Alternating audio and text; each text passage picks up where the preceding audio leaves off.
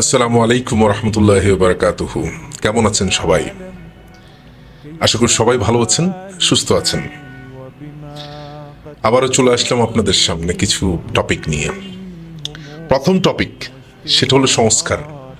সবাই এখন সংস্কার চাচ্ছে। কিসের সংস্কার করবে তারা? সমাজকে, জাতিকে, বাজারকে? যা মানুষ চোখে দেখে সবকিছুকে সংস্কার করে ফেলবে? আপনার মনে হয় পারবে? আপনি কি মনে করেন আপনাকে কেউ সংস্কার করতে পারবে? আপনার গলায় দড়ি দিয়ে গরুর মতো টেনে হিঁচড়ে আপনাকে চলাতে পারবে? কখনো পসিবল না, আজ পর্যন্ত পারেনি। আপনি বনের বাঘকে শুধরাতে পারবেন, পাহাড়ের হাতিকে শুধরাতে পারবেন, কিন্তু আশরাফুল মাকলুকাতকে আপনি শুধরাতে পারবেন না সংস্কার করে। পসিবল হয়নি আজ পর্যন্ত, পসিবল হয়নি। যতগুলো জাতি আছে আমাদের চেয়ে অনেক মডার্ন, ইউরোপিয়ান জাতি, দেখবেন তাদেরকে সংস্কার তাদের আইনে করছে, তাদের ট্যাক্সেশন করছে। Indirectly they become slave. আপনি কি গোলাম হতে চান? সংস্কারের গোলাম? আপনাকে সংস্কার করতে হলে রাস্তাঘাটে ট্যাক্স বসাতে হবে, আপনার তাকানোর উপরে ট্যাক্স দিতে হবে, আপনার চলার উপরে ট্যাক্স দিতে হবে, আপনার বলার উপরে ট্যাক্স দিতে হবে। আপনি কি সেই সংস্কারটা চান? কখনোই এই দুনিয়ার বুকের মধ্যে কখনো সংস্কার হবে না যতক্ষণ পর্যন্ত একটা মানুষ নিজেকে ইমানের বলে বলিয়ান না করবে। ইমানের দ্বারা যদি সংস্কার না হয় তাহলে এই দুনিয়াতে কখনো সংস্কার আসবে না। কখনো একটা পুরুষকে তার নজর ঝুঁকিয়ে চলার উপরে আপনি কখনো ট্যাক্সেশন দিতে পারবেন না। মনে করেন যে একজন নারীর দিকে সে তাকাচ্ছে কুলসিত নজরে, তার চোখকে আপনি কন্ট্রোল করতে পারবেন না, পারবেন না যতক্ষণ পর্যন্ত তার মধ্যে দিন আসবে না।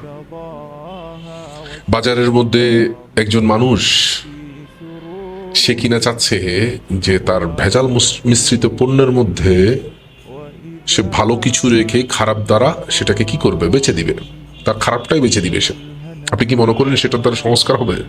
সেটাকে সংস্কার করতে পারবেন? দেয়ার ইজ নো ওয়ে, যতক্ষণ পর্যন্ত তার মধ্যে ইমান আসবে না।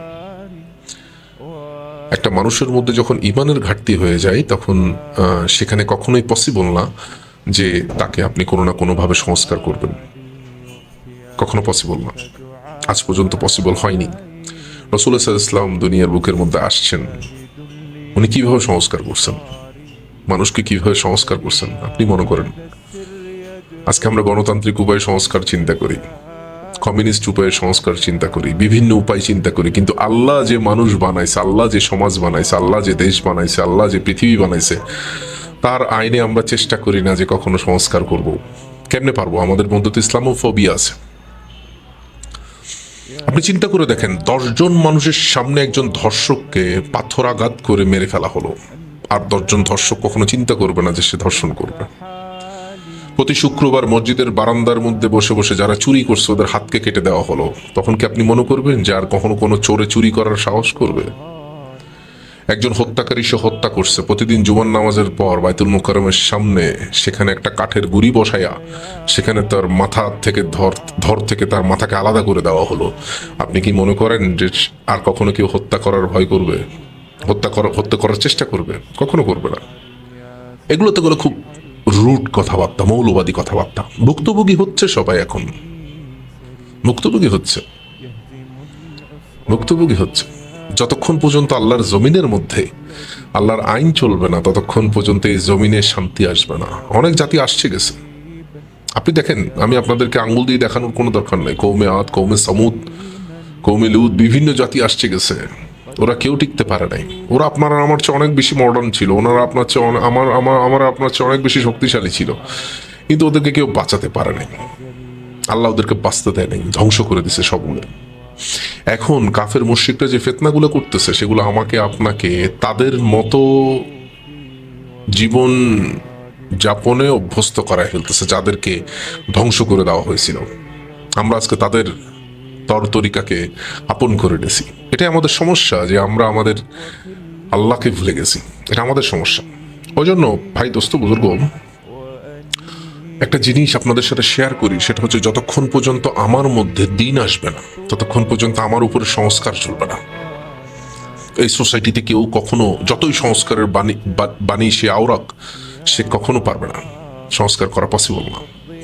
মানুষের উপরে সংস্কার করা একমাত্র আল্লাহর সাজে, বান্দার সাজে না। গোলাম বানাই ফেলতে পারবো আপনাকে, আমি বিভিন্ন আইন দিয়ে আমি গোলাম বানাই ফেলতে পারবো, কিন্তু কখনোই আপনার উপরে সংস্কার করতে পারবো না। আপনার দিলের মধ্যে যতক্ষণ পর্যন্ত আল্লাহর ভয় থাকবে না, সমাজের মানুষের মধ্যে যখন আল্লাহর ভয় থাকবে না, ততক্ষণ পর্যন্ত এই সমাজ কখনো সংস্কার হবে না।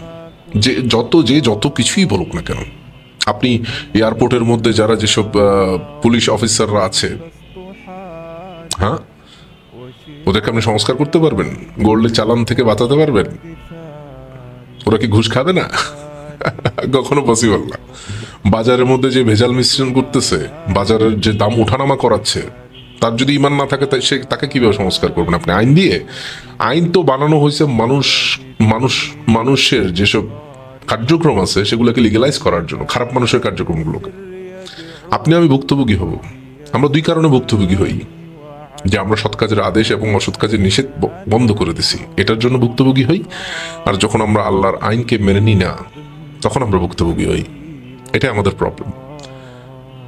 আলহামদুলিল্লাহ, আমি আমার মেসেজ পৌঁছাই দিছি, ছোট ছোট মেসেজ, যেগুলো মানুষের দিলের মধ্যে আশা করি পৌঁছবে।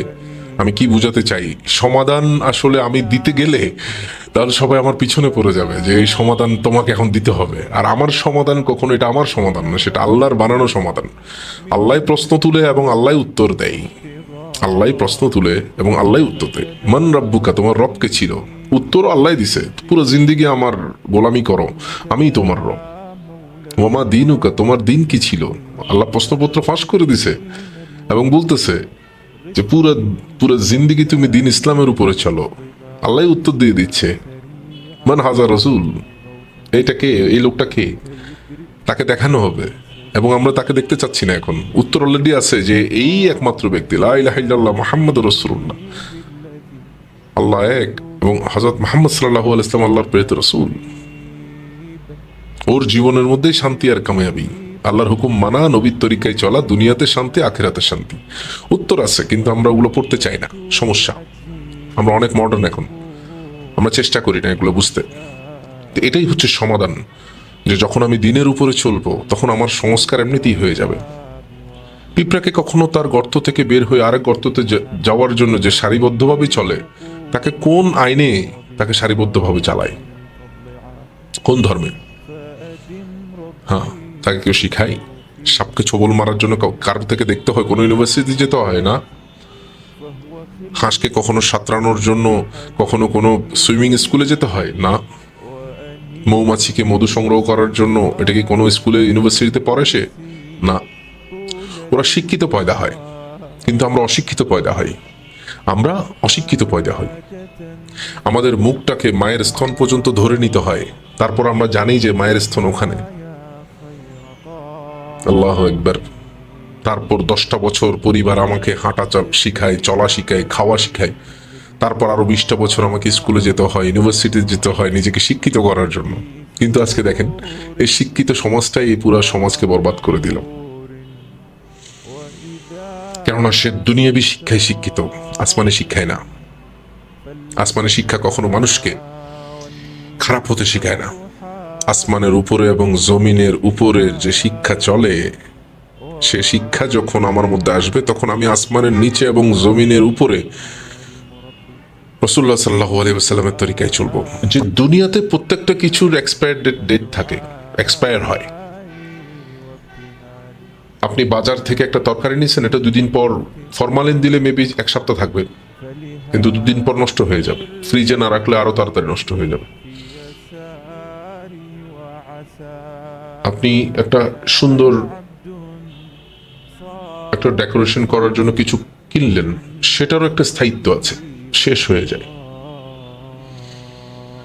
ঠিক এটা গেল ভিজুয়াল জিনিস, যেটা আমরা ছুতে পারি, দেখতে পারি। এখন একটু স্পিরিচুয়াল বলি। সেটা কি জানেন? সেটা হলো যে আমার আর আপনার ঈমানও কিন্তু ঘাটতি হয়। কেমন ঘাটতি হয়?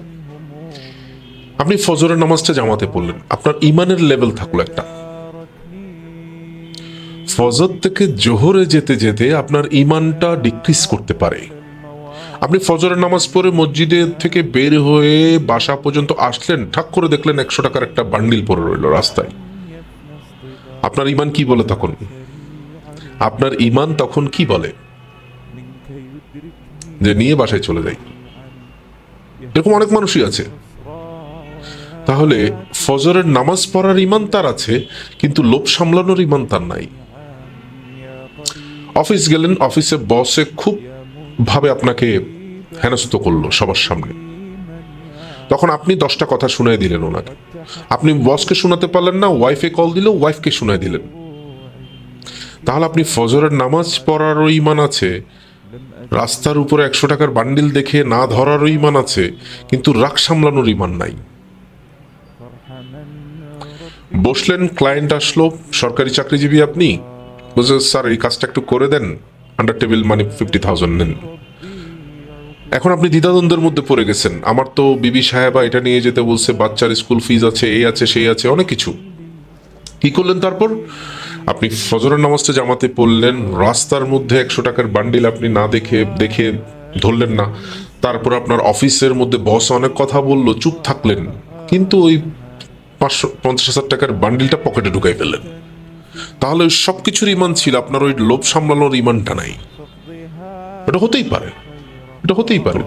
আল্লাহ তাআলা আমাকে আপনাকে আমার কথাগুলো বোঝার তৌফিক দান করুক। পুরো ভিডিওটা আনকাট থাকবে, আমি যা বলছি তাই। আশা করি সবার ভালো লাগবে, এবং আমি আল্লাহর জন্য বলতেছি, আল্লাহ আমাকে কবুল করুক, সাথে আপনাদেরকে কবুল করুক। আসসালামু আলাইকুম।